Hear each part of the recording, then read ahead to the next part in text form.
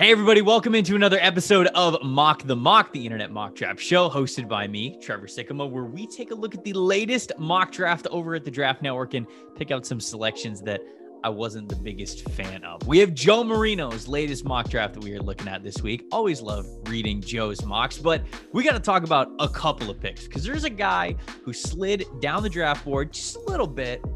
He had some teams passing on him, and I'm just like, not just one, it was a handful. I'm talking about Penei Sewell. Now, Penei Sewell went number 8 overall to the Carolina Panthers in this mock draft, which is great for Carolina. And we're going to get to that in a later show that you guys can view. But he had the Falcons, the Bengals, the Eagles all passing on Penei Sewell.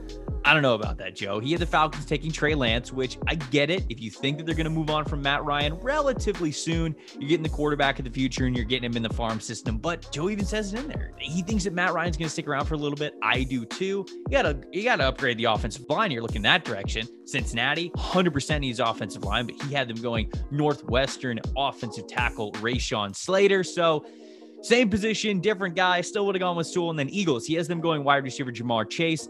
Not a bad pick at all because Chase is very talented and he's a guy that the Eagles really, really need. But if Sewell's on the board, I think that might be the pick there. We saw how the Eagles struggled on the offensive line. Not only do you need to give Carson Wentz weapons, you got to keep them up. And I think that getting Sewell here in the first round for any of these three teams and then going with some later needs, that would have been the pick for me. Next, let's head down to number 19. We're talking about the Washington football team. This is a team that's on this show quite a bit, either on this show or on Favorite Fits. It just seems like we either love it or hate it. But at number 19 in this mock draft, Joe had them going Minnesota wide receiver Rashad Bateman, who is a good player. I know that some people are going to poke at his athleticism a little bit, say that he doesn't have the high-profile athletic ceiling, but he's a really, really good wide receiver. Washington needs wide receiver help opposite Terry McLaurin, but he's on this Mock the Mock show because there were so many good offensive tackles, I think, left on the board. Tevin Jenkins, Jalen Mayfield, Samuel Cosmi, Liam Eichenberg, all of these guys were still on the board, and yet Joe had Washington going with a wide receiver. It's not a bad pick. This is one of those instances of this show where it's not a terrible selection. If it happened, you could be happy with the return that you get. Washington needs some big-time upgrades at offensive line, and with those guys still on the board, I think that's the way they had to go. Last, we got to talk about a team very near and dear to my heart, and that is the Tampa Bay Buccaneers picking at number 31, which, Joe, the Bucs picking at 31?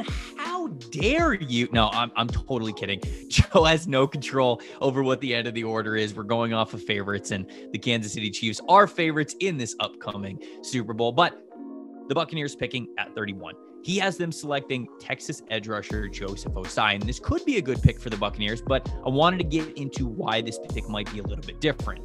Yes, Shaq Barrett is a pending free agent right now, and Jason Pierre-Paul is not getting any younger, and so there could be a big-time edge needed for the Buccaneers as soon as next season, but I really do think the team is going to bring Shaq Barrett back. I think that's been in the plans all along. I think they've been talking and making sure that they can get a long-term deal done. On the other side of the ball could be offensive line, depending on what happens with Donovan Smith. He's still under contract. He's actually coming off his best year, but people have talked about a tackle upgrade. I'm not sure there, but the big one for me, Najee Harris is still on the board. Alabama running back, phenomenal player, gives you plus traits both as a runner and in the pass game, can be in pass protection as well as has soft hands. And we've seen over even the course of these playoffs, the Buccaneers are having a rotation of running backs because they don't know who to put in the game because Ronald Jones is better on the ground. Leonard Fournette's better in protection in the pass game. But even then, they've got to get an upgrade overall for a running back who can give them value back in the passing game. Najee Harris is on the board at 31. Oh, be tough to pass this one up. That's all for Mock the Mock this week, but we still have another show coming up this week where we are highlighting my favorite picks from Joe's latest mock draft, of course, called Favorite Fits. That's coming out on TDN's YouTube channel later this week.